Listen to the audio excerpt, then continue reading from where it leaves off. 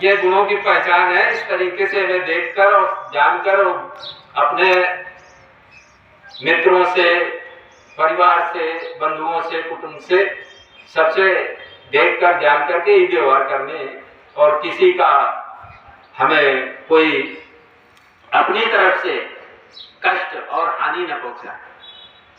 फिर हम बनो विश्व सेवक सच्चे कैसे रहेंगे? रह सकते हैं? तो हमें विश्व के सेवक बनना है, विश्वरूप परमात्मा के सेवक बनना है, और सेवक बन करके अपने कार्य को करना है। हमें किसी से झगड़ा लड़ाई नहीं करनी, क्योंकि ये तो विश्वरूप परमात्मा मेरा ही तो स्वरूप है, और ये जितना जो कुछ स्थावर जंगम में दिखाई देने वाला है ये सब मेरा ही तो है। अब क्या है कि वो जान नहीं रहा, मैं जान रहा हूं, तो यही तो भगवान कह रहे हैं। पद संग्रह में यही बात तो कही है? क्या कहा है? सोए हुए को जगाया करो, कोई माने न माने, कोई माने न माने मनाया करो। कलम लाठी डंडा से नहीं बनाना है, प्रेम से मनाना है। अपनी बात को प्रेम से कहनी है। हो सकता है जगाते जगाते किसी दिन जग जाए, परंतु हमें ये दृष्टि रखनी कि ये मेरा तो अंग है।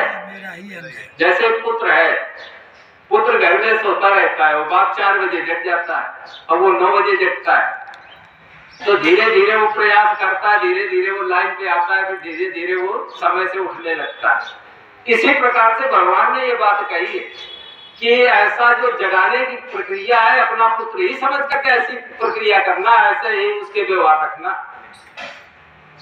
दूसरा न समझ लेना। जब दूसरा समझ लोगे तो वही विद्रोह खड़ा हो जाएगा। तो हम अपना ही अंग समझ करके, अपना ही पुत्र समझ करके उसे जगाने की कोशिश करें। तो सोए हुए को जगाया करो, कोई माने न माने मनाया करो। तो इस प्रकार से यहाँ पर भगवान ने अपनी बात को कहा है। अब आगे तमोगुण की बात आती है, तो भगवान ने कहा कि अगर तमोगुण देखना है प्रक्रिया करके इसे देखो।